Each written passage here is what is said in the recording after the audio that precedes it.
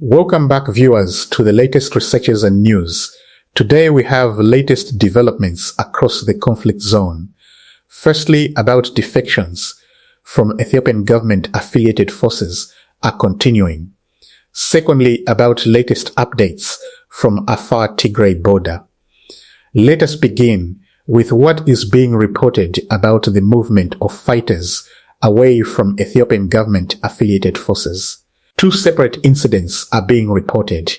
In the first, 13 members of forces aligned with the Ethiopian National Defense Force have reportedly defected and joined the Amhara national movement.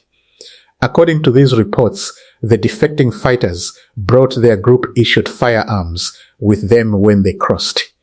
In the second, in Tulu, Ghana, 17 additional members of regime-affiliated forces reportedly joined Fano. These two incidents together account for 30 fighters reportedly switching sides. We present this as reported from sources aligned with the Fano movement, which means the information comes from one party to the conflict. Independent verification of the specific numbers and circumstances has not been confirmed. We have reported previously on defections of various scales throughout this conflict, including police personnel walking away from Ethiopian National Defense Force training programs before completing basic training, Tigrayan fighters returning to Mekelle from Tigray Peace Force aligned positions, and fighters from other formations crossing to resistance aligned groups. If these individual incidents represent a genuine trend rather than isolated cases, the cumulative effect over time matters for the combat strength of Ethiopian government-affiliated forces in contested areas. However, it is also important to note that both sides in this conflict have strong incentives to publicize defections toward their own side and downplay or deny any movement in the other direction. Reports of defection should therefore be read with this in mind. The Ethiopian federal government has not commented on these reported incidents. Now to a development from the Tigray-Afar border zone that has added to civilian anxiety in the area.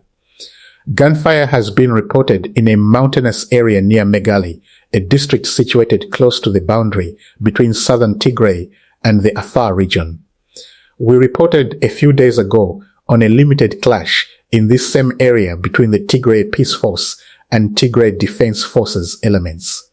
That report came from sources on the ground and was presented as a limited engagement rather than a major offensive. Now gunfire sounds have again been heard in the Mekelle district. The origin and full context of this exchange have not been independently confirmed. There is no verified evidence of a major offensive operation beginning at this location. However, the significance of even a short exchange of gunfire in this area should not be understated. Let us explain why. The Tigray-Afar border zone has seen a substantial military buildup from multiple forces on both sides of the boundary. On the Tigray side, Tigray Defense Forces units and local armed groups are reported to be deployed and positioned. On the Afar side, Ethiopian Federal Forces, Afar Regional Security Forces, and Tigray Peace Force elements are all positioned in the area. Reports also indicate a specific layering within the forces on the Afar Federal side. Tigray Peace Force units are reportedly positioned near the front lines, with Ethiopian Federal Forces positioned behind them. Whether this reflects a specific tactical decision about the deployment of these forces, or simply reflects where units have been stationed, is not independently confirmed. When two heavily armed forces are positioned close to each other with heavy weapons deployed in proximity to populated areas, even a brief exchange of gunfire creates a different level of concern than the same exchange would in an unmilitarized area. Each incident carries the risk of misinterpretation or escalation that could trigger a larger response. Residents living near the Tigray-Afar border are reportedly experiencing significant anxiety because of this environment. Heavy weapons near populated areas, multiple armed actors, and periodic gunfire, even when it does not develop into sustained fighting, directly affect civilian life and safety.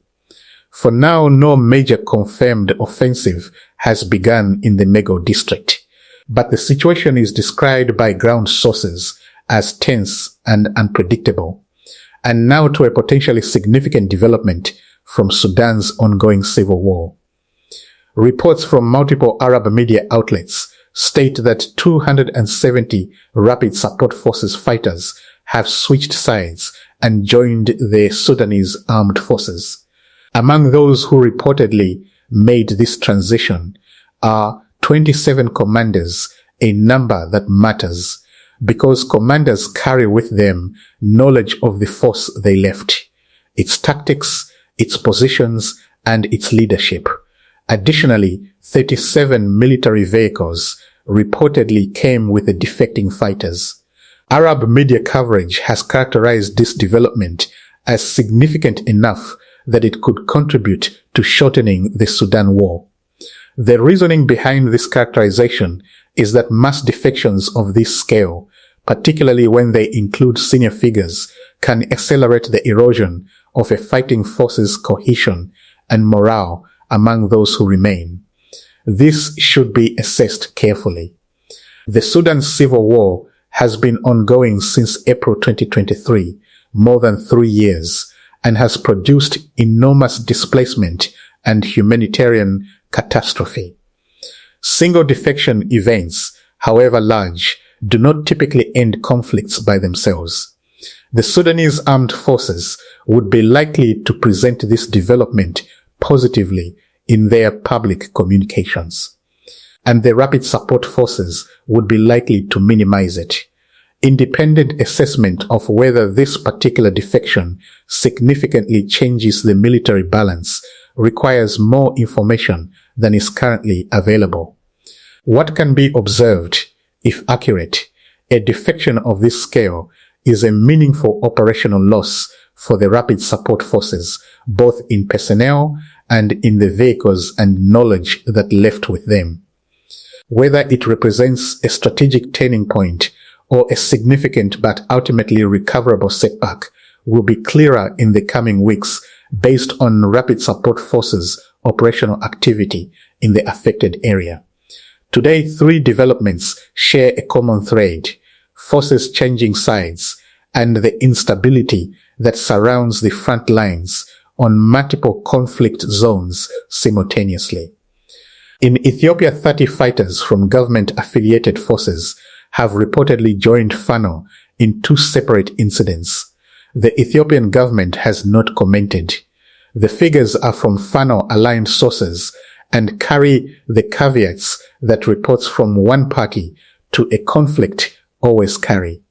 Near Megai, on the Tigray-Afar border, gunfire has again been heard in an area that is heavily militarized on both sides. No major offensive has been confirmed, but civilian anxiety in the area is high and understandable given the military environment. In Sudan, 270 Rapid Support Forces fighters, including 27 commanders and 37 vehicles, have reportedly switched to the Sudanese armed forces side. Arab media is describing this as a potentially war-shortening development. Independent assessment continues. We will keep monitoring all 3 fronts and reporting what can be verified. Like, share, and subscribe and ring the bell so you never miss an update.